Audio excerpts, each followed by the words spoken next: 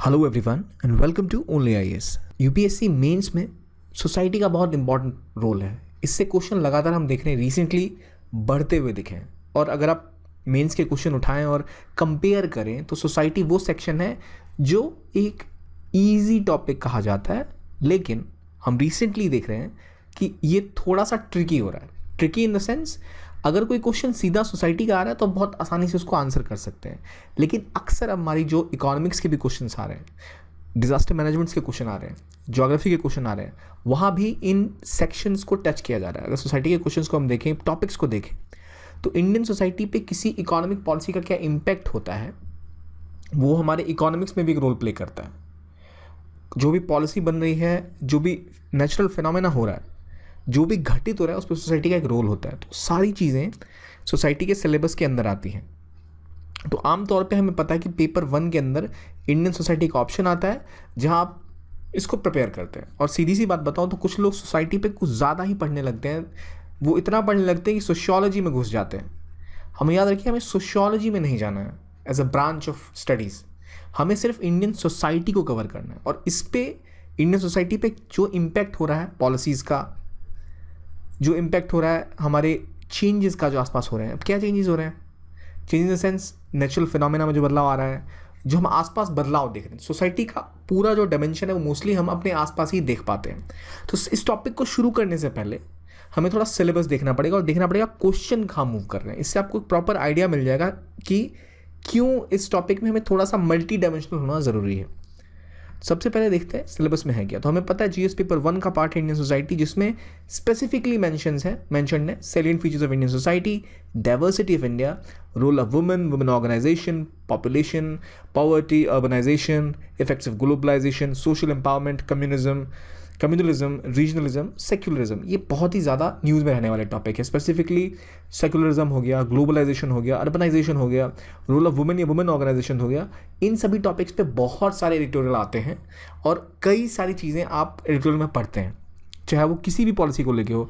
Government ने कोई policy women empowerment के लिए निकाली या अर्बन सेक्टर के लिए निकाली है, वो सभी सोसाइटी का पार्ट है। अमृत स्कूल अगर आप पढ़ रहे हैं स्कीम, तो वो भी सोसाइटी को ही सर्व कर रही है। तो जो भी चीज़ हम पढ़ते हैं सोसाइटी को सर्व करती है। इसलिए जब हम सोसाइटी के इस टॉपिक को पढ़ेंगे तो हम स्कोर को जानेंगे। तो उसके बाद काफ़ी ईजी हो जाता है आपके लिए एक डायमेंशन में सोचना कि भाई अगर एक टॉपिक है डाइवर्सिटी ऑफ इंडिया, तो डाइवर्सिटी ऑफ इंडिया की वजह से इंडिया में क्या चेंजेस आते हैं, हमारी पॉलिसी कैसे बदलती है, वो हम इस टॉपिक में समझेंगे। और अगर हम जब अपने सिलेबस को देखें और हम जब क्वेश्चंस को देखें, तो हम इस चीज़ को और ढंग से समझ सकते हैं, जो भी हम देखेंगे। तो ये हो गया पेपर 1 का पार्ट। लेकिन सोसाइटी यहाँ ख़त्म नहीं होती है।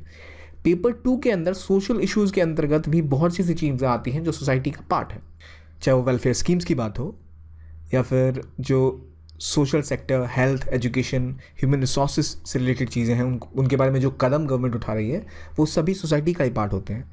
तो पॉवर्टी का इशू हो, हंगर का इशू हो, या इन सभी चीज़ों से रिलेटेड कोई भी आस्पेक्ट हो, वो सब हमारे सोशल इश्यूज़ के अंदर आता है, जो अगेन सोसाइटी के टॉपिक का ही पार्ट है। तो नॉर्मली सिर्फ पेपर 1 में से कंसिडर ना करें, पेपर 2 का भी एक बड़ा डायमेंशन है जो इसमें कवर होता है, और हमारी कोशिश होगी कि हम ये सब आपको स्टेप बाय स्टेप कवर करवाएं। अब इसमें आगे बढ़ने से पहले इंपॉर्टेंट है ये देखना कि सिलेबस कैसा है। सिलेबस देखा हमने, सॉरी, कि अब क्वेश्चंस कैसे आ रहे हैं और किस प्रकार से क्वेश्चन मूव हो रहे हैं। अब अगर आप इन क्वेश्चंस को देखेंगे तो आपको काफ़ी ब्रॉड बेस्ड क्वेश्चन लगेंगे, मतलब काफ़ी जनरल से लगेंगे क्वेश्चन, जो आपको लगेगा अच्छा अगर मुझे बेसिक्स नहीं भी पता तो मैं इसका आंसर कर सकता हूँ। For example question number let's say 4 देखते हैं। To what extent globalisation has influenced the source of cultural diversity in India. तो यहाँ अपने आसपास भी अगर आप देखें तो आपको कल्चरल डाइवर्सिटी दिखाई देती है कि अलग अलग तरह का रोल, अलग तरह का जीवन यापन लोग करते हैं। तो उस पर कितना प्रभाव ग्लोबलाइजेशन का पड़ गया है। अब सबसे पहला देखें, caste system is assuming new identities and associational forms, hence the caste system can't be eradicated in India. ये एक स्टेटमेंट है, इस पर हमें कमेंट करना है। तो अगर आप ये देखें तो कास्ट सिस्टम हमारे आसपास घटित हो रहा है, उसमें नई आइडेंटिटीज़ क्या आ रही हैं और क्या नए फॉर्म्स हो रहे हैं, क्या नई चेंजेस आ रहे हैं, वो हम न्यूज़पेपर्स में भी पढ़ते हैं, एडिटोरियल्स में भी पढ़ते हैं। बिना स्पेसिफिक अगर हम इस कोर्स को कवर करें, उसके बिना भी लगता है कि हम इसको आंसर कर सकते हैं।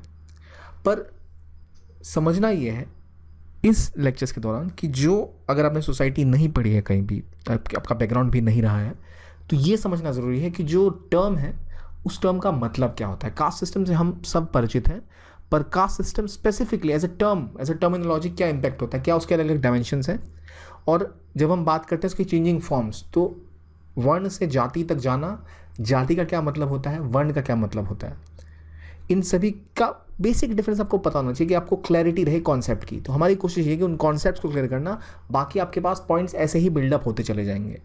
अब ग्लोबलाइजेशन क्या है आपको पता है, कल्चरल डाइवर्सिटी क्या है एज अ टर्म आपको पता है कि बहुत सी डाइवर्स कल्चर है हमारा, लोग अलग अलग प्रैक्टिसेस फॉलो करते हैं।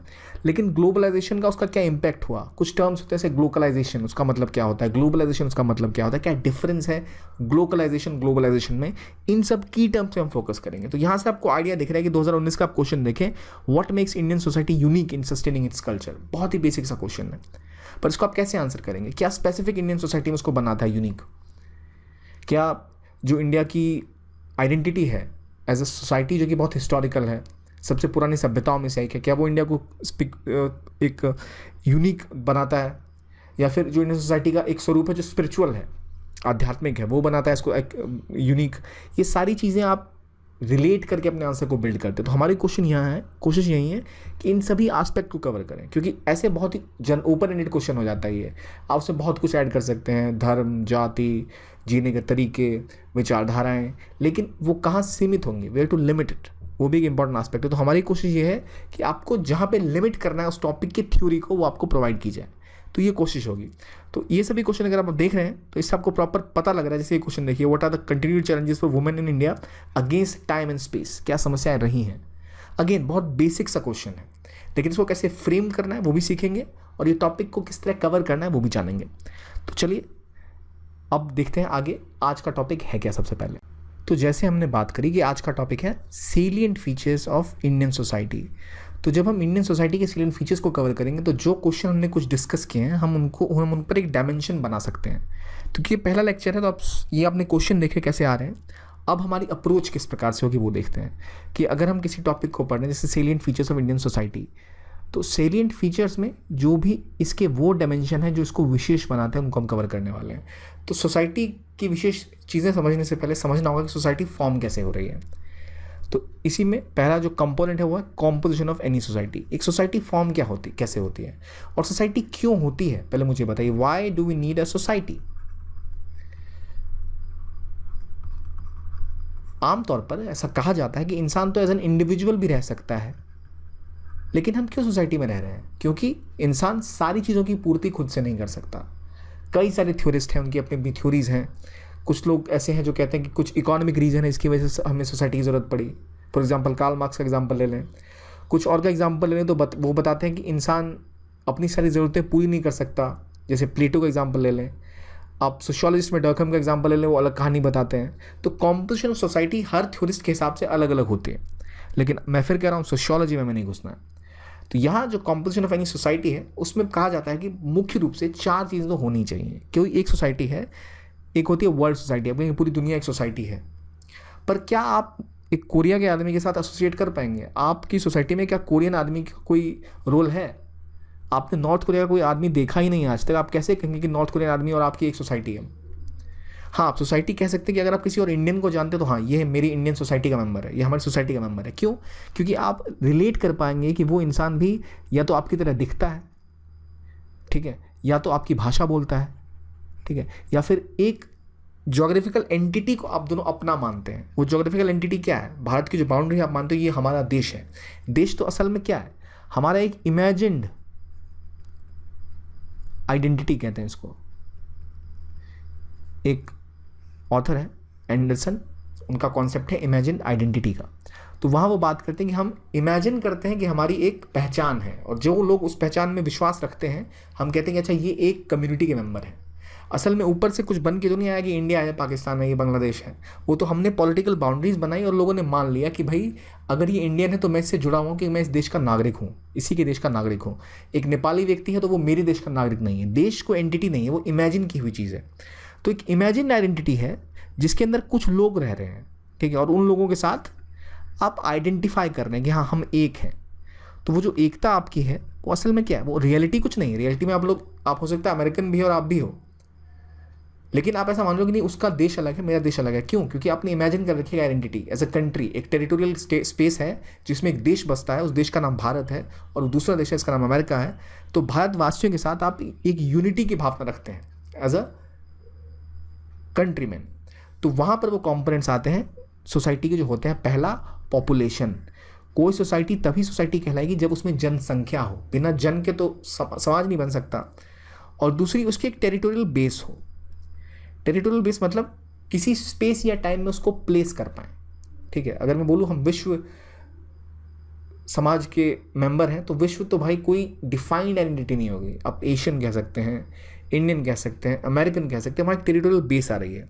अब आप कहेंगे कुछ लोग ऐसे होते हैं जो टेरिटोरियल बेस में नहीं मानते, उनका अलग समाज होता है। फॉर एग्जांपल, अगर आप कहें कि भाई मैं एज अ हिंदू या फिर मैं एज अ मुस्लिम इस सोसाइटी का मेंबर हूँ, या एज अ क्रिश्चियन किसी सोसाइटी का मेंबर हूँ, तो वहाँ पर हिंदू, मुस्लिम या क्रिश्चियनिटी रिलीजन बेस्ड है। तो वहाँ आपकी जो सोसाइटी आप डिफाइन कर रहे हैं वो किस पर बेस कर रहे हैं? वहाँ आप कह सकते हैं कि टेरिटोरियल बेस से मतलब नहीं है आपको। वहाँ आप किसी ऐसे मुस्लिम या ऐसे हिंदू के साथ भी एसोसिएट कर सकते हैं जिसका जो टेरिटोरियल बेस है वो आपसे अलग है। मतलब वो हो सकता है अमेरिका में हो, कनाडा में हो, जर्मनी में हो, लेकिन एज अ हिंदू या एज अ मुस्लिम आप उससे वहाँ आइडेंटिफाई कर रहे हैं, वे members of a religious society. लेकिन वहाँ भी आप देख रहे हैं एक पॉपुलेशन तो है, राइट, और आपको एक म्यूचुअल अवेयरनेस है। तो याद रखिए ये कंपोनेंट होते हैं, लेकिन जो टेरिटोरियल बेस है वो ज़रूरी नहीं कि ए सेम टेरिटोरियल बेस हो, लेकिन कहीं ना कहीं टेरिटोरियल बेस होगी, कहीं ना कहीं तो वो स्थित होंगे। तो कभी कभी हम कंफ्यूज हो जाते हैं कि हाँ वो टेरिटोरियल बेस नेसेसिटी है, नहीं, वो एक फीचर है पर नेसेसिटी नहीं है। जैसे एज अ कंट्री में टेरिटोरियल बेस ज़रूरी है, पर एज ए रिलीजन हो सकता है कि वो दूसरे टेरिटरी का भी आदमी हो, पर फिर भी वहाँ एक कोई टेरिटरी तो है ना जो डिफाइन कर रहे हैं। यहाँ जो टेरिटरी है वो कैसी है? रिलीजियस है। ठीक है, तो उसके अंदर वो पॉपुलेशन, उसके अंदर वो रह रहे हैं। तीसरा पॉइंट है म्यूचुअल अवेयरनेस। एक सोसाइटी के लोगों को पता होना चाहिए कि भाई वो भी व्यक्ति एग्जिस्ट करता है। एक असल समाज तब होता है जब उसको पता हो ऐसा कोई और आदमी भी एग्जिस्ट करता है। अगर आपको कोई मालूम ही नहीं है कि ऐसा कोई एग्जिस्ट करता है तो सोसाइटी कैसी? म्यूचुअल अवेयरनेस होनी चाहिए, आपको पता होना चाहिए ये आदमी जो है ये भी इसी देश का नागरिक है, या इसी धर्म को फॉलो करता है, या फिर इसी राज्य में रहता है। तो वो आप म्यूचुअल अवेयरनेस की बात आ गई। ठीक है, या फिर अगर आप गेम खेलते हो इसी क्लैन का मेंबर है। ठीक है, फिर बात आती है शेयर्ड कल्चर की। शेयर्ड कल्चर मतलब कुछ चीज़ें जिनमें मान्यताएं आपकी सेम हैं, कुछ व्यवहार जो सिमिलर हो, या फिर वो एक तरह की पूजा करना हो गया हो, एक तरह की भाषाएं बोलना हो गया हो, या एक तरह की हिस्टोरिकल लेगेसी हो लोगों की। यहाँ तक कि जो हम कॉन्स्टिट्यूशनल मोरालिटी की बात करते हैं, वहाँ पर सेम कॉन्स्टिट्यूशन को फॉलो करते हैं, तो वो भी एक शेयर्ड कल्चर है। और याद रखिए एक ही देश के अंदर अलग अलग कल्चर्स हो सकते हैं। जैसे हम भारत में देखते हैं मल्टी कल्चरल कंट्री इंडिया है, अलग अलग रीजन्स का अलग अलग कल्चर है। नॉर्थ ईस्ट में कुछ अलग है, नॉर्थ इंडिया में अलग है, साउथ इंडिया में अलग है, विद इन अ स्टेट अलग अलग कल्चर हो सकते हैं। तो India is multi cultural society. तो ज़रूरी नहीं कि एक कल्चर के लोग ही केवल एक सोसाइटी का पार्ट होंगे। हो सकता है एक सोसाइटी के अंदर अलग अलग कल्चर के लोग भी रह सकते हैं और साथ रह सकते हैं। For example India. तो ये है कि ये कॉम्पोनेंट है, लेकिन एक के अंदर ढेर सारे कॉम्पोनेंट्स भी हो सकते हैं, राइट। और एक साइकिक यूनिटी होती है, जो बोलना हम मानसिक रूप से बना लेते हैं कि अच्छा हमारे बीच में एकता है। कौन सी एकता है पता नहीं भाई, लेकिन है वो एकता हमने अज्यूम करी है कि नेशनैलिटी पर हो, रिलीजन पे हो या लैंग्वेज पे हो। ये बेसिक चीज़ें हैं जो किसी भी सोसाइटी की पार्ट होती हैं। अब इसको क्लियर करके एक बार फिर देखते हैं। जो मैंने आपको सोसाइटी की कॉम्पोजिशन बताई, population, territorial base, mutual awareness, shared culture और साइकिक यूनिटी, ये सब मिला के एक सोसाइटी की कंपोजिशन होती है। ठीक है, कभी कभी आप कह सकते कि म्यूचुअल अवेयरनेस ना हो कि सामने वाला एग्जिस्ट कर रहा है, पर हाँ एक बार आप उसको देख ले तो आपको पता है अच्छा ये भी एग्जिस्ट कर रहा है। ठीक, मतलब अगर आपको पता नहीं है कि कोई मिस्टर एस कहीं इंडिया के किसी कोने में रह रहे हैं, फिर भी आप कहेंगे आपकी सोसाइटी के मेंबर हैं, क्योंकि जब आपको पता चलता है अच्छा इसी टेरिटरी के अंदर वो रह रहे हैं, तो आपका अच्छा हाँ तू भी मेरे देश का वासी है, तू भी मेरा समाज का हिस्सा है। ठीक है, तो कुछ केसेस में ये इंपॉर्टेंट है कि म्यूचुअल अवेयरनेस ना हो आपको उनकी या उनकी आपकी, लेकिन आपका जो शेयर्ड कल्चर है वो आपको एक कनेक्ट बना के देता है। तो ठीक है, कुछ लोग इस हिस्से में ना हो, यानी देख रहे हैं यहाँ ये territorial base, population, psychic unity में ही आ रहा है। ये बंदा शायद म्यूचुअल अवेयरनेस ना रखता हो पर ये सोसाइटी का मेंबर होता है। तो ये सब कॉम्पोनेंट है, ठीक है, लेकिन नेसेसरी सारे हों ज़रूरी नहीं है, पर ये चीज़ें हैं जो डिफाइन करते हैं सोसाइटी को। अगर ये सब एक साथ होगा तो ज़्यादा वो सुदृढ़ सोसाइटी दिखती है हमें।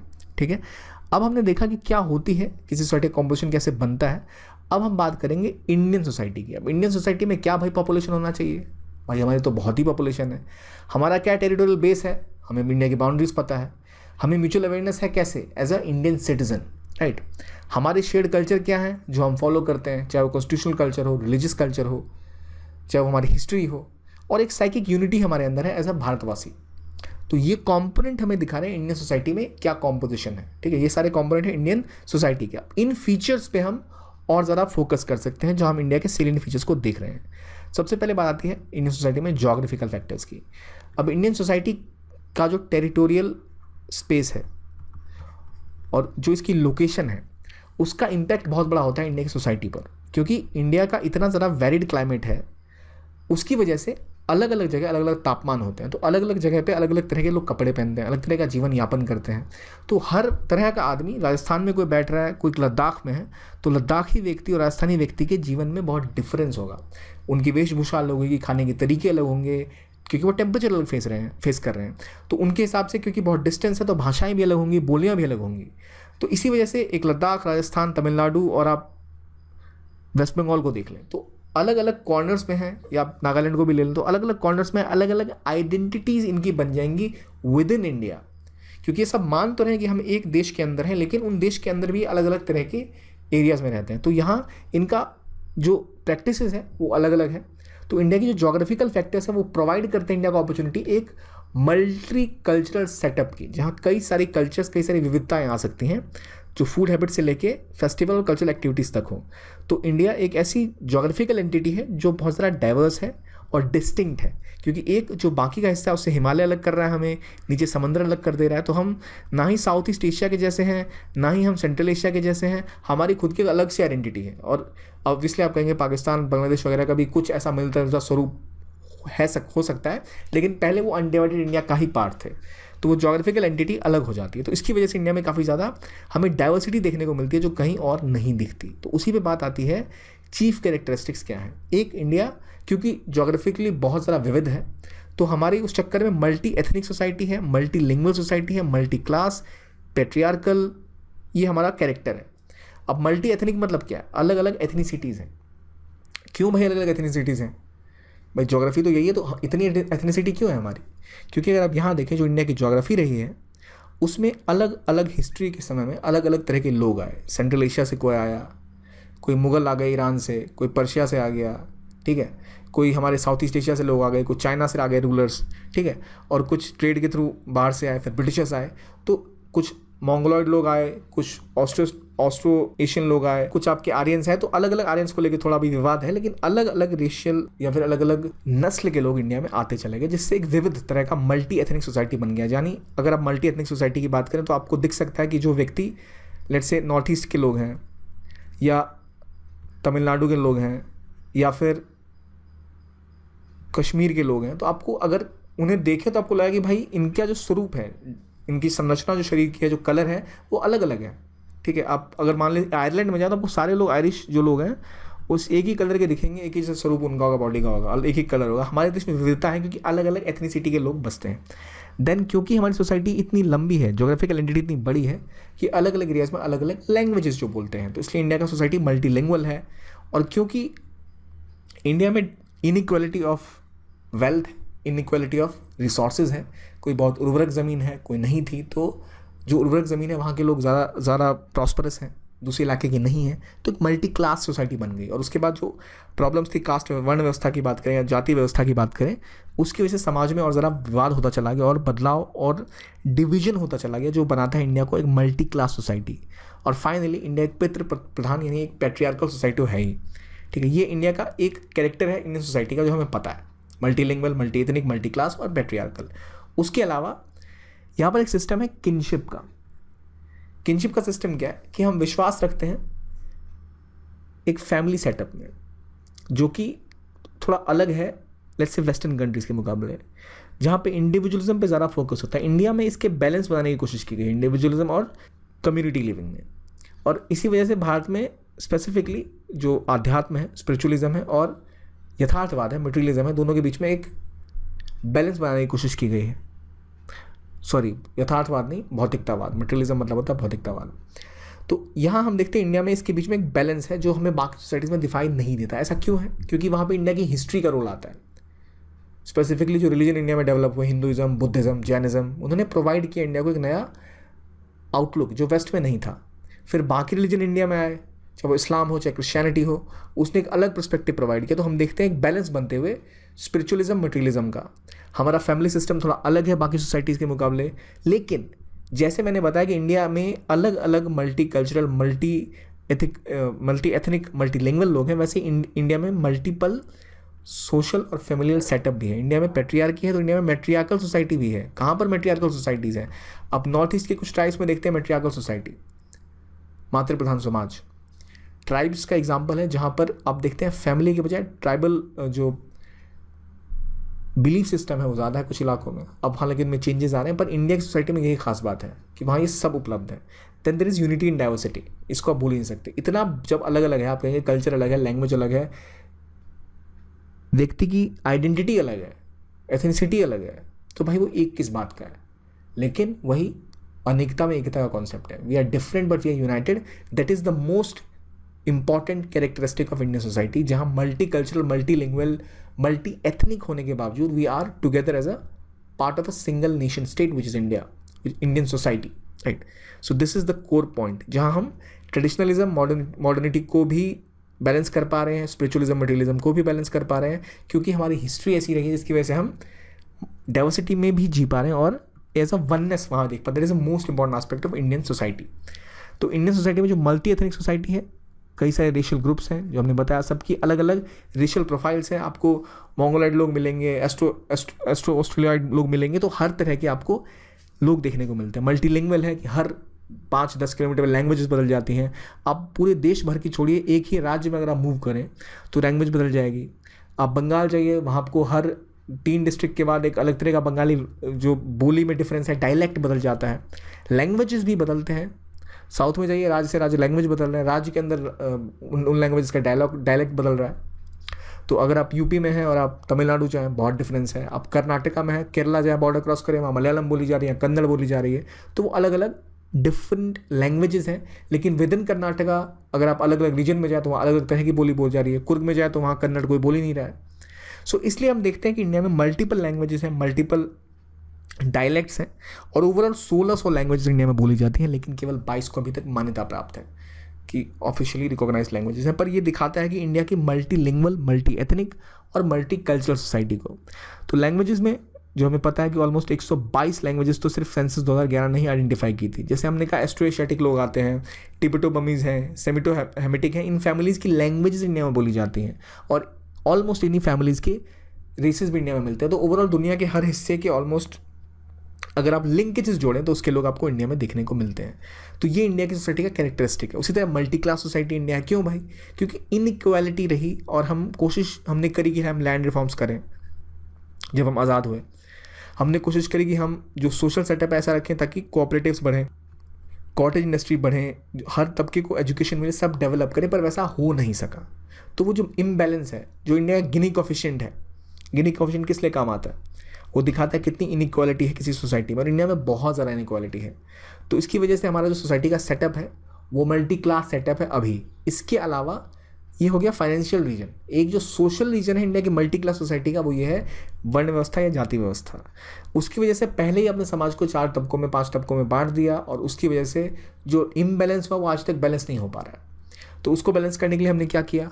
हमने एफर्मेटिव स्कीम्स चलाई, जिसे हम रिजर्वेशन कहते हैं इंडिया में, ताकि कुछ सकारात्मक संतुलन लाया जा सके। तो वो जो डिफरेंस है इंडियन सोसाइटी में, जो इंडिया को मल्टी क्लास बनाता है, और ख़ास बात है कि इंडियन सोसाइटी मल्टी क्लास होने के अलावा मल्टी कास्ट भी है, क्योंकि कास्ट डिवीजन की वजह से भी काफ़ी चेंजेस आए। और वो कास्ट डिवीजन हम देखते हैं हिंदुइज्म, इस्लाम, क्रिश्चियनिटी, अब सब में है। तो उसकी वजह से भी एक इम्बैलेंस बनता है। अगर आप वेस्टर्न कंट्रीज़ में जाएँ तो वहाँ आपको मोस्टली, यूरोप में तो आपको सिंगल एथनिसिटी की कंट्रीज़ मिलेंगी, कुछ माइनॉरिटीज़ किसी और एथनिसिटी के हाल में आ गई हों, जो रिफ्यूजीज़ हों या माइग्रेट कर गए हों, पर ओवरऑल सिंगल एथनिसिटी मिलती है इतना। और सिंगल लैंग्वेज अक्सर बोली जाती है पूरे देश में। फ्रेंच बोलने वाले होंगे, इंग्लिश बोलने वाले होंगे, स्पेनिश बोलने वाले होंगे, पोर्टुगीज़ होंगे, बट नहीं इंडिया जैसे नहीं कि भाई हम 600 लैंग्वेजेस बोल रहे हैं। सो वो इंडिया की स्पेशल फीचर्स में आता है। उसी प्रकार से इंडिया का जो स्ट्रक्चर है वो भी कास्ट सिस्टम है, जो स्पेसिफिकली इंडिया के लिए है। ज़्यादा एशियन सब कॉन्टिनेंट के बाहर नहीं देखा जाता, भारतीय उपमहाद्वीप के बाहर। तो वो स्पेसिफिक फीचर्स इंडिया में मल्टी क्लास मल्टी कास्ट वाला है। Then again what is difference between caste and class? तो जब हम कास्ट की बात करते हैं तो हिंदू धर्म में ऐसा माना जाता है कि लॉर्ड ब्रह्मा से उत्पत्ति हुई, उनके मस्तिष्क से ब्राह्मण्स मिले जो कि पढ़ाने और पूजा करने का काम करते हैं। क्षत्रिय थे जो कि वॉरियर रूलर्स थे, जो उनकी जांघों से निकले वैश्य थे जो कि किसान थे, ट्रेडर्स थे, मर्चेंट्स थे, और उनके पैरों से निकले शूद्र जो कि लेबरर्स थे, और फिर दलित्स जो आउटकास्ट थे जो कि इनसे बाहर थे, वर्ण व्यवस्था से बाहर उनको माना गया था। तो यहाँ पॉइंट ये है कि जब इस चीज़ को देखते हैं इंडिया की कास्ट स्ट्रक्चर को, ये जो व्यवस्था में दिख रही है इसको स्पेसिफिकली अगर बोलो तो ये वर्ण व्यवस्था है। 4 वर्ण थे। वर्ण जाति में फ़र्क होता है। यहाँ जो बात की गई ये वर्ण व्यवस्था थी। तो पहले ऐसा कहा जाता था कि वर्ण व्यवस्था वाटर टाइट नहीं थी। आप जो कार्य करते थे उससे आपको आइडेंटिफाई किया जाता है कि आप ब्राह्मण हैं, क्षत्रिय हैं, वैश्य हैं, शूद्र हैं। तो मोबिलिटी थी। अगर कोई व्यक्ति पैदा हुआ है कुछ भी, अगर वो पढ़ाने का काम करता है तो हिज ब्राह्मण, अगर वो लेबर का काम करता है तो हिज शूद्र। तो ये कॉन्सेप्ट था, लेकिन उसके बाद ये डाइल्यूट होता चला गया और जो ये वर्ण व्यवस्था थी ये कंपार्टमेंटलाइज्ड हो गई। मतलब पैदा होने के बाद जो ब्राह्मण पैदा हो गया ब्राह्मण रह गया, और जो शूद्र पैदा हुआ शूद्र हो गया, और जो दलित पैदा हुआ दलित रह गया। तो ये जो आउटकास्ट और इन सब का सिस्टम है, इसकी वजह से अनटचेबिलिटी आ गई सोसाइटी में और बहुत ज़्यादा इनइक्वालिटी आ गई। और उसकी वजह से हम देखते हैं आज की सोसाइटी में, हम देखते हैं कि ये समस्या कहीं कहीं है और बहुत मात्रा में है कि जाति व्यवस्था और उसको लेके जो और विवाद हैं उत्पन्न होते चले गए। 4 वर्ण थे प्रमुख रूप से, फिर इन वर्णों के बीच में डिवीजन होना स्टार्ट हुआ, अलग अलग जातियाँ आने लग गई। और जो छोटी जाति की, मतलब जिन्हें कहा जा रहा है छोटी जाति, ऐसा कुछ छोटा बड़ा तो होता नहीं, लेकिन जिनको इस व्यवस्था में नीचे जो तबके की जातियाँ थीं, वो जातियाँ भी जो ऊंची जातियाँ कही जाती थी, उन जातियों की चीज़ों को फॉलो कर करके ऊंची जाति में समाहित होते चले गए। इसे कहते हैं संस्कृताइजेशन। संस्कृताइजेशन मतलब जो इसके हिसाब से ऊंची जातियाँ हुआ करती थी या होती हैं, वो कुछ तरीके फॉलो करती हैं पूजा करने के या अपना जीवन जीने के, भाषा का इस्तेमाल का, उसी तरह के कल्चर को सो कॉल्ड नीची जातियाँ फॉलो करके फिर अपने आप को ऊपर लाने लग गई। ये कोशिश की गई, इस प्रोसेस को कहते हैं संस्कृताइजेशन, जिसको हम आगे पढ़ेंगे। पर कोर कास्ट स्ट्रक्चर ये हिंदुइज्म का है, और ये स्ट्रक्चर ही ऑलमोस्ट हम देखते हैं क्योंकि जो इंडिया में मुस्लिम्स या क्रिश्चियंस थे वो भी कन्वर्ट होकर मोस्टली हिंदुइज्म से बने हैं। तो वहाँ भी देखा गया कि जो अगर निचले तबके से कन्वर्ट हुआ है तो वहाँ भी उसके साथ भेदभाव वैसा ही किया जाने लग गया, जहाँ पर नॉर्मली ये स्ट्रक्चर एग्जिस्ट नहीं करता जिन धर्मों में। तो ये हम देखते हैं सब कॉन्टिनेंट के केस में। ये एक व्यवस्था है कास्ट वाली जो है ही। इसके अलावा क्लास एक अलग समस्या आ गई है, जहाँ पर एक अपर क्लास है, मिडिल क्लास है और लोअर क्लास है, और इसमें एक फिनोमिनन है मिडिल क्लास का। तो मिडिल क्लास के बारे में कहा जाता है कि मिडिल क्लास में जो लोग चले जाते हैं और उससे जो ऊपर की हो जाते हैं अपर क्लास में, वहाँ पर कास्ट का बैरियर थोड़ा कम हो जाता है। यानी मिडिल क्लास खुद में एक कास्ट बन चुकी है, जहाँ अगर आप एक पर्टिकुलर पैसे कमाने के ब्रैकेट में आते हैं, अगर आप IIT से पढ़ के आए हैं, अगर आपकी सैलरी सर्टेन अमाउंट है और आप एस्पिरेशनल हैं, मतलब आप ज़मीन से उठ के आए हैं और आप 1 या 2 जनरेशन में IITs में आए या अच्छे टेक्निकल यूनिवर्सिटीज़ में आए और वहाँ से पढ़ के आप आगे बढ़ रहे हैं, तो उसकी एक अलग कैटेगरी बन गई है कि वहाँ जाति में उतना बदलाव नहीं है, वो अपने आप को एक अलग कम्युनिटी मान रहे हैं। तो लोअर क्लास वालों से अलग ट्रीट करेंगे, अपनी क्लास को अलग ट्रीट करेंगे। तो एक मिडिल क्लास उभर के आई है, फिर उसके बाद एक अपर क्लास आ गया जो एलीट जिन्हें कहते हैं। तो ये within religion within caste form करती है। तो यूरोप में हालांकि क्लासेस का डिवीजन ज़्यादा है, इंडिया में कास्ट का ज़्यादा है, पर इंडिया में अभी क्लास वाला सिस्टम भी है, कास्ट वाला सिस्टम भी आ चुका है मॉडर्न इंडिया में। तो दोनों चीज़ें साथ साथ एग्जिस्ट कर रही हैं। तो ये बदलाव इंडियन सोसाइटी में है, जिससे यूनिक फीचर है, सेलियंट फीचर है इंडिया का। अच्छा या बुरा नहीं है, लेकिन है, राइट। इसके बाद पैट्रियार्कल सोसाइटी। पैट्रियार्कल मतलब पितृ प्रधान समाज, जहाँ पुरुषों की ज़्यादा चलती है। परिवार का हेड एक पिता होता है, वही रूल मेकर होता है, वही डिसाइड करते हैं कि कहाँ से पैसा आएगा, और उनके ऊपर आश्रित होता है पूरा परिवार। तो जो डिसीजन मेकर होगा उसके पास क्या होती है, ज़्यादा आज़ादी, वो डिसाइड करता है क्या किया जाए। तो इंडिया में पैट्रियार्कल सोसाइटीज़ हैं, और कुछ ट्राइबल सोसाइटीज़ में नॉर्थ ईस्ट में देखा है मैट्रियार्कल सोसाइटी भी है, मैट्रिलिनियल सोसाइटी भी है, जहाँ माएँ डिसीजन मेकर्स होती है। तो जो डिसीजन लेता है उसके पास होती है आज़ादी और बाकी करते हैं उसको फॉलो। तो India overall is a patriarchal society. कहीं कहीं मैट्रियार्की है, बहुत रेयर लेवल्स पे। देन यूनिटी इन डाइवर्सिटी, जो मैंने पहले डिस्कस किया कि इतना ज़्यादा socio political, environmental, geographical diversity होते हुए भी ये सब एक जोग्राफिकल एंटिटी, एक पॉलिटिकल एंटिटी का पार्ट है, विच इज़ इंडिया, जो दिखाता है यूनिटी एंड डाइवर्सिटी, इतनी डाइवर्सिटी रेयर कहीं देखने को मिलती है। सो वो इंडिया का सबसे यूनिक सेलिएंट फीचर है। तो जो फैक्टर्स इसमें रोल प्ले कर रहे हैं, जो अभी तक हमने देखा क्यों भाई इतनी डाइवर्सिटी है इंडिया में, तो जो कोर फैक्टर्स हैं वो क्या क्या हैं? जोग्राफिकल फैक्टर है जो हमने देखा, कहाँ आप अवस्थित हैं उसके हिसाब से आप अपना फॉलोअप करते हैं चीज़ों को लेके, मान्यताएं अलग हो जाती हैं। कल्चरल फैक्टर है, रिलीजियस फैक्टर है, पॉलिटिकल फैक्टर है और लैंग्वेज फैक्टर्स है। पॉलिटिकल फैक्टर्स का एग्जांपल ऐसा लूँगा कि किस रीजन में आप हैं, वहाँ कैसी डेवलपमेंट हो रही है, किस तरह का वहाँ व्यवस्था है पॉलिटिकल, उसके हिसाब से भी लोग वहाँ, जैसे केरल का एग्जांपल अगर लिया जाए तो केरल में कंपैरेटिवली इनइक्वालिटी कम है, क्योंकि वहाँ पे जो व्यवस्था है सरकार की ऐसी है कि एक कॉमन बेसिक सेटअप तो सबका बराबर है, तो इसलिए वहाँ पॉलिटिकल यूनिटी देखते हैं, पॉलिटिकल स्टेबिलिटी देखते हैं, तो इसकी वजह से वहाँ डेवलपमेंट बढ़ रही है। अगर आप ईस्ट और वेस्ट इंडिया को कंपेयर करें तो ईस्ट इंडिया में वो स्टेट्स आते हैं जो ज़्यादा डेवलप नहीं हो पाए, बिहार, उत्तर प्रदेश, उड़ीसा, वेस्ट बंगाल। वेस्ट की तरफ अगर आप जाते हैं, गुजरात, महाराष्ट्र, ज़्यादा इंडस्ट्रियलाइज हैं, पॉलिसी फैक्टर्स ज़्यादा चेंज हुए हैं, तो वहाँ आप एक ज़्यादा थोड़ी सी डेवलपमेंट देखते हैं, तो वहाँ मिडिल क्लास सोसाइटी ज़्यादा डेवलप हो गई, अपर क्लास ज़्यादा डेवलप हो गई है। तो ये डिफरेंस वहाँ पॉलिटिकल फैक्टर्स की वजह से हुआ कि क्या पॉलिसीज़ लाए गए, क्या चेंजेस किए गए। इसके अलावा कल्चरल फैक्टर भी एक रोल प्ले करता है कि कोई ट्रेडिंग कम्युनिटी अगर है तो वो ट्रेड पहले से करते आ रहे हैं, तो उनकी कुछ पॉलिसी, कुछ मान्यताएं हैं जो अलग होंगी उनसे जो नॉन ट्रेडिंग कम्युनिटीज़ हैं, जो कि सेटल कम्युनिटीज़ हैं, जो फार्मिंग कम्युनिटीज़ हैं। तो इस तरह के फैक्टर्स की वजह से इंडिया में इतनी ज़्यादा डाइवर्सिटी आ गई है जो हमें दिखती है in concept of unity and diversity. लेकिन उसके बावजूद जो उनकी बेसिक मान्यता है वो भारत को लेकर ही है। इसके बाद बात आती है कि इंडिया में स्पिरिचुअलिज्म और मटेरियलिज्म को लेकर एक बैलेंस है, अध्यात्म और भौतिकतावाद को लेके। अब स्पिरिचुअलिज्म मतलब होता है, फोकस किस चीज़ पे होगा स्पिरिचुअलिज्म का? गॉड के साथ connection, to connect with the God. And how will you connect with the God? तो उसके लिए आप अलग अलग चीज़ें इख्तियार करेंगे, आप योग कर सकते हैं, आप मेडिटेट कर सकते हैं, ध्यान कर सकते हैं। तो यहाँ कोशिश थी कि जो भी एक एज एन इंडिविजुअल के चक्र हैं, जो उनकी बुद्धि है यानी ब्रेन, उस पर फोकस किया जाना, how to control a man's mind. पर मटीरियलिज्म में कोशिश होती है कि कैसे हम माइंड या आत्मा या खुद के अंदर झांकने के बजाय बाहर की ओर झांके। तो स्पिरिचुअलिज्म बात करता है इंसान के अंदर और मटेरियलिज्म बात करता है इंसान के बाहर। तो हमारे बाहर क्या है? संसाधन, हम कितना फिजिकल कंफर्ट जमा कर सकते हैं, कितनी कार्स ले सकते हैं, कितनी बाइक्स ले सकते हैं, कितना हमारा हाई फाई फ़ोन हो सकता है।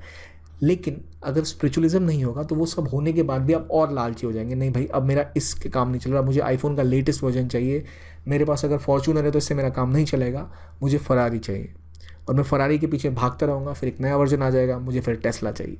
तो कभी ख़त्म नहीं होता अगर हम केवल मटेरियलिज्म की तरफ भागें। पर अगर केवल स्पिरिचुअलिज्म ही होगा तो हर कोई एक संत नहीं बन सकता, सबको बेसिक ज़रूरत होती है फैमिली रन करने के लिए, कुछ संसाधन चाहिए। तो इसलिए एक बैलेंस ज़रूरी है, और इंडिया में वही बैलेंस बन रहा है जहाँ आप स्पिरिचुअलिज्म और मटेरियलिज्म का एक बैलेंस बनाने की कोशिश कर रहे हैं। ये इंडिया की चीफ कैरेक्टरिस्टिक्स में से एक है कि बाहर भी और अंदर भी, इनवर्ड लुकिंग आउटवर्ड लुकिंग, दोनों के बीच में बैलेंस बनाने की जो स्पेशल कैपेसिटी है वो इंडियन सोसाइटी में है, जो हमेशा से रही है। और पोस्ट ग्लोबलाइजेशन हम एक शिफ्ट ज़रूर देख रहे हैं कि कैसे हम फ्रॉम अ स्पिरिचुअलिस्टिक सोसाइटी हम मटेरियलिस्टिक सोसाइटी की तरफ बढ़ रहे हैं। इसका एग्जाम्पल देखता हूँ, जब आप एडवर्टीजमेंट देखते हैं तो इंडिया में जब एडवर्टीजमेंट आता था ना किसी भी चीज़ का, तो वो दिखाता है कि सोसाइटी कैसे मूव कर रही है। अब आप देखेंगे जो इंडियन वर्किंग वुमेन, अगर आप आज के टीवी पे ऐड देखें तो आपको दिखेगा महिलाएं काम करती दिखती हैं, ऑफिस जाती दिख रही हैं। अगर आप 1980s के ऐड देखिए, 90s के ऐड देखिए, तो वहाँ महिलाएं एज अ होम मेकर दिखती हैं, हाउस वाइफ दिखती हैं। तो वो ऐड ये भी दिखाता है कि वो किसको टारगेट कर रहा है। अब स्कूटी पे महिलाएं चलती दिख रही हैं, पहले बाइक्स के ऐड में औरतें नहीं आती थी, महिलाएं नहीं होती थी, अब महिलाएं लड़कियां दिख रही हैं। सो वो दिखा रहा है कि वो भी बाइक चला रही हैं, सोसाइटी उस तरफ मूव कर रही है। तो पहले इंडिया में जो सेटअप था वो एज अ फैमिली पे ज़्यादा फोकस करता था, अब हम इंडिविजुअल फोकस कर रहे हैं। चाहे वो वेब शोज़ की बात करें, मूवीज़ की बात करें, एडवर्टीजमेंट्स की बात करें, तो वो भी एक आईना होता है कि समाज किस तरफ बढ़ रहा है उसको दिखाने के लिए। तो जो बैलेंस है स्पिरिचुअलिज्म मटेरियलिज्म का, वो अब सारा मटेरियलिस्टिक हमारा समाज हो रहा है, तो उसके चक्कर में कुछ समस्याएं भी हम देख रहे हैं। लेकिन अभी तक रिलीजन एक बहुत बड़ा फैक्टर है इंडिया में, और एक बड़ा रीजन है जिसकी वजह से स्पिरिचुअलिज्म अभी भी बहुत मात्रा में हाई है इंडिया में। सो ये कॉन्सेप्ट है इंडियन सोसाइटी के सीलिंग फीचर्स का। एक जो और कोर पॉइंट हम डिस्कस करेंगे अभी आज वो है blood and kinship ties. Blood relations और किनशिप में बहुत ज़्यादा स्ट्रॉन्ग होल्ड इंडिया में माना जाता है बाकी रिलेशन के मुकाबले। दोस्त है ठीक है, लेकिन अगर आपका भाई है, माँ बाप है, तो एक बहुत ज़्यादा बॉन्ड, किनशिप का बॉन्ड होता है और लोग फैमिली साथ रहती हैं, जो कि वेस्ट में इतना नहीं देखा जाता। इंडिया में किनशिप का बॉन्ड बहुत हाई है और ये एक स्पेशल फीचर भी इंडिया का कि फैमिलीज साथ रहती हैं, शादी के बाद भी लोग साथ रहते हैं। वेस्ट में कल्चर ऐसा है कि शादी के बाद लोग घर से बाहर चले जाते हैं या फिर एक एज के बाद 20-21 साल के बाद लोग पेरेंट्स के साथ नहीं रहते। लेकिन इंडिया में तो लोग ज़िंदगी भर अपने पेरेंट्स के साथ रहते हैं। अब थोड़ा बदलाव हम अगेन पोस्ट ग्लोबलाइजेशन देख रहे हैं। क्यों? क्योंकि माइग्रेशन हो रहा है। क्यों माइग्रेशन हो रहा है भाई? अपॉर्चुनिटीज़ कहीं और है। सोसाइटी पे जो इकोनॉमिक पॉलिसीज़ हैं, जहाँ पे फैक्ट्रीज आई, उसकी वजह से अब फैमिलीज़ भी टूट के अलग हो रही हैं। तो हम देख रहे हैं इकोनॉमी का इम्पैक्ट सोसाइटी के ऊपर कैसे पड़ता है। जॉइंट फैमिली का सिस्टम टूट रहा है क्योंकि लोग एजुकेशन एम्प्लॉयमेंट की तलाश में बाहर जा रहे हैं। तो वो जो चेंजेस हम देखते हैं वही हम सिग्निफाई कर सकते हैं कि सोसाइटी पर प्रभाव पड़ रहा है इकोनॉमी का। और इकोनॉमी रन करती है किससे? पॉलिसी से। पॉलिसी बनती है पॉलिटिशियन से। तो जो पॉलिटिकल चेंजेस होते हैं, अगर हम ज़्यादा ओपन सोसाइटी लाएंगे तो ज़्यादा इन्वेस्टमेंट आएगी। अर्बन सेक्टर को हम ज़्यादा डेवलप करेंगे तो रूरल सेक्टर के लोग जाएंगे अर्बन सेक्टर में काम ढूंढने, गांव में रह जाएंगे बूढ़े माँ बाप, और फिर वो व्यक्ति जो शहर गया है उसको शहर में ही रहना पड़ेगा। तो ऑब्वियसली जॉइंट फैमिली के साथ शहर में रह नहीं सकता, तो फैमिलीज हो रही हैं ब्रेक। तो उसकी तरह इस तरह हम कल्चर चेंज होता देख रहे हैं, सोसाइटी को चेंज होता देख रहे हैं। यही सब डायमेंशन हम यहाँ कवर करेंगे। तो ब्लड एंड किनशिप टाइज जो और ज़्यादा स्ट्रॉन्ग पहले हुआ करते थे, मामा चाचा ताया सब साथ रहते थे, वो पॉसिबल नहीं है क्योंकि अलग अलग जगह अलग अलग लोग काम की तलाश में जा रहे हैं, एजुकेशन की तलाश में जा रहे हैं, अपॉर्चुनिटी की तलाश में जा रहे हैं। तो ये चेंजेस इस तरह हम होते देख रहे हैं। अब अगर आप इस डायमेंशन को लगाएं अपने आंसर्स में, तो अब आपको मैं पूछूं कि सोसाइटी में क्या चेंजेस आ रहे हैं, क्यों जो वर्किंग वुमेन है उनकी में समस्याएं आ रही है। तो आप ये भी दिखाएंगे कि सोसाइटी मूव कर रही है माइग्रेशन को लेके, मोबिलिटी को लेके। लेकिन अगर महिलाएं मोबाइल नहीं होंगी, वो मूव नहीं कर पाएंगी, तो उनके पास अपॉर्चुनिटीज़ नहीं होंगी। तो पुरुष तो बाहर जा रहे हैं, दूसरे शहरों में जाकर कमा रहे हैं या फिर एजुकेशन ले रहे हैं, महिलाएं जा नहीं सकती, तो वो खेतों पे काम करने लग गई हैं। तो इसलिए जो फेमिनाइजेशन ऑफ एग्रीकल्चर हम देख रहे हैं, महिलाओं का ज़्यादा से ज़्यादा हिस्सेदारी वहाँ बढ़ रही है, उसके पीछे भी एक रीज़न है कि सोसाइटी किस तरफ मूव कर रही है। तो ये रीज़न है सोसाइटी में चेंजेस का। तो देखने के लिए बहुत बहुत धन्यवाद। Thank you and have a nice day.